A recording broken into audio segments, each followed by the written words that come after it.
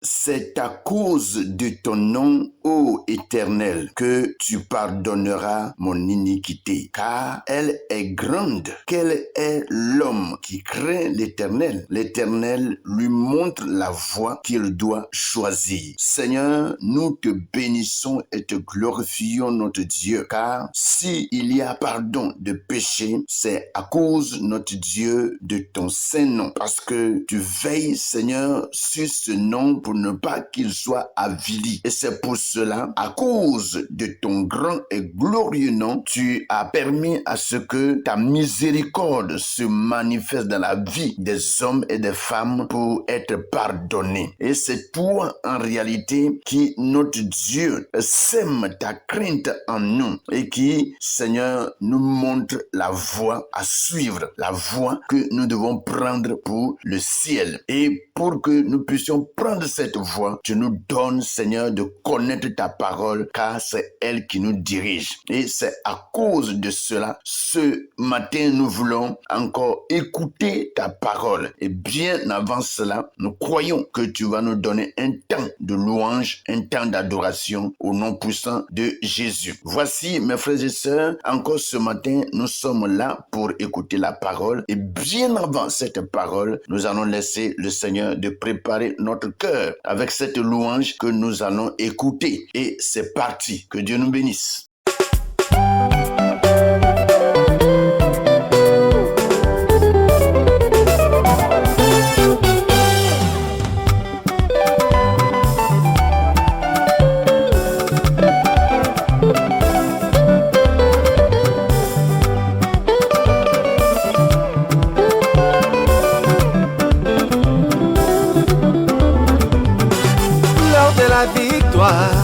De la vérité a sonné dans mon cœur, que Jésus soit loué, chantons. L'heure de la victoire, de la vérité a sonné dans mon cœur, que Jésus soit loué. Oh, oh, l'heure de la victoire, de la vérité a sonné dans mon cœur, que Jésus soit loué, chantons. L'heure de la victoire, de la vérité a sonné dans mon cœur, que Jésus soit loué. Oh, que Jésus soit loué dans la vérité, que Jésus soit loué dans la vérité, El Shaddai soit loué dans la vérité, que Jésus soit loué dans la vérité.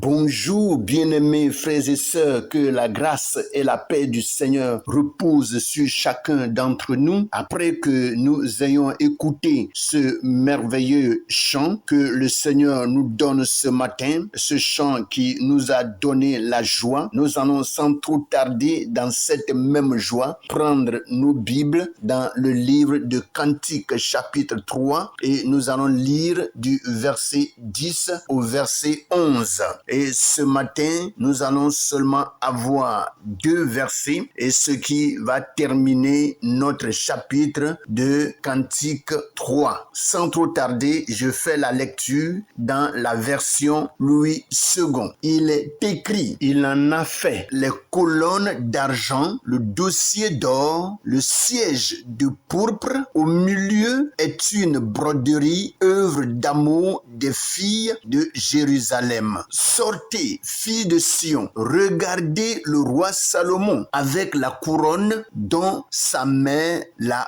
couronné le jour de ses fiançailles, le jour de la joie de son cœur. Voici ce que Louis II nous dit. Nous allons rapidement porter nos regards sur la version français courant et nous lisons le même passage. Cantique chapitre 3 du verset 10 au verset 11. Il est écrit, il a fait faire les supports en argent, le dossier en or, le siège en tissu de luxe. Les filles de la capitale ont arrangé l'intérieur avec amour. Ah, filles de la capitale, venez donc voir le roi Salomon. Il porte la couronne de mariage que lui a remise sa mère en ce jour où il est tout à la joie. Voici ce que le français courant nous donne et nous allons profiter de ces deux versions pour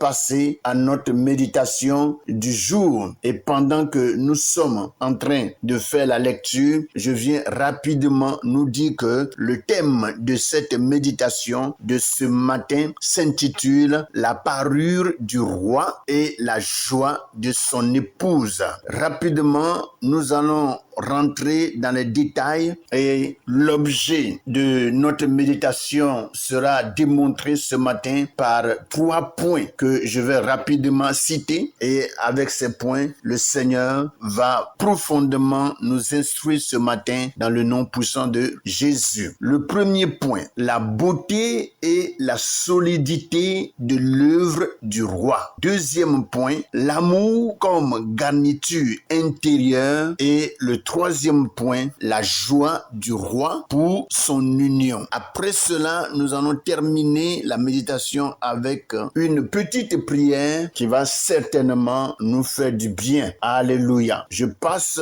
au premier point, la beauté de la solidité de l'œuvre du roi. Les colonnes d'argent, le dossier d'or et le siège de pourpre parlent de la gloire, de la stabilité et de la royauté. Alléluia. En Christ, tout est solide, pur et impérissable. Il n'y a rien d'instable dans l'amour qu'il construit. Sa grâce est comme un édifice royal où chaque détail a été pensé pour accueillir son épouse, c'est-à-dire l'Église. Nous ne sommes pas dans un abri fragile, mais dans une demeure préparée par le roi éternel. Alléluia. Le deuxième point nous donne ceci. L'amour comme garniture intérieure. Le texte précise que l'intérieur est garni par l'amour. C'est le cœur du message. Tout ce que Christ prépare pour nous est imprégné d'amour. Nous le savons bien que c'est par l'amour qu'il a quitté son trône de gloire et il est descendu vers nous en se mettant dans la même chair que nous et il est venu souffrir à cause de nos péchés et finalement il a été crucifié pour que par sa crucifixion nous recevons de sa part la rédemption. Donc tout ce qu'il fait est imprégné d'amour. Les guérisons qu'il faisait quand il a partagé le pain et le poisson à tout le peuple qui était au devant de lui, tout ceci il le faisait par l'amour. Les cadeaux extérieurs sont magnifiques, mais la vraie richesse c'est ce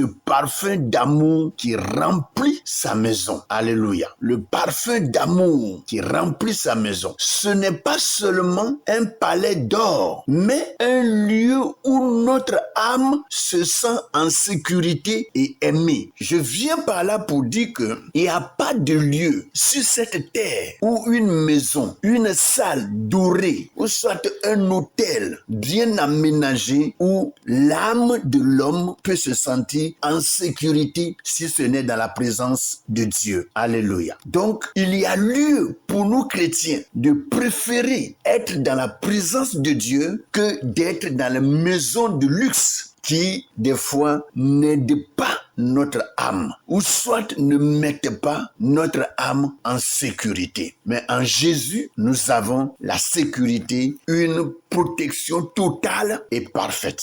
Le point 3 nous dit ceci, la joie du roi pour son union. La scène culmine avec la couronne posée sur la tête du roi. Il est dit, au jour de la joie de son cœur, ce mariage est une image de l'union éternelle entre Christ et l'Église. Ce jour-là, ce n'est pas seulement notre joie qui sera complète, mais aussi la joie du Seigneur. Il se réjouira de nous comme l'époux se réjouit de son épouse. Ésaïe 62, le verset 5, nous dit ceci. Comme un jeune homme s'unit à une vierge, ainsi tes fils s'uniront à toi. Et comme la fiancée fait la joie de son fiancé, ainsi tu feras la joie de ton Dieu. Alléluia. Mes frères bien-aimés, Dieu nous a appelés pour que nous puissions faire la joie de son cœur. Pas seulement que nous soyons dans la joie, mais il faut que Dieu aussi soit dans la joie lorsqu'il viendra nous chercher, lorsqu'il viendra prendre son église, lorsqu'il viendra prendre son épouse. Alors, il y a lieu que chacun d'entre nous puisse se préparer pour ce grand et glorieux jour. Nous allons rapidement passer à une petite prière que voici. Seigneur Jésus, roi de gloire, merci pour la demeure que tu prépares avec tant de soin et d'amour. Remplis nos cœurs de l'assurance que tout amour est notre véritable richesse. Donne-nous de vivre chaque jour dans l'attente joyeuse du grand jour de nos noces éternelles avec toi, au nom de Jésus de Nazareth. Et nous disons tous Amen. Soyez bénis, les bien-aimés frères et sœurs, que la grâce et la paix du Seigneur reposent sur chacun d'entre nous, et j'encourage chacun à plonger ses regards encore dans le passage et laisser Dieu nous instruire, laisser Dieu nous enseigner davantage. Soyez bénis, passez une merveilleuse et glorieuse journée avec le Seigneur au nom puissant de Jésus. Amen.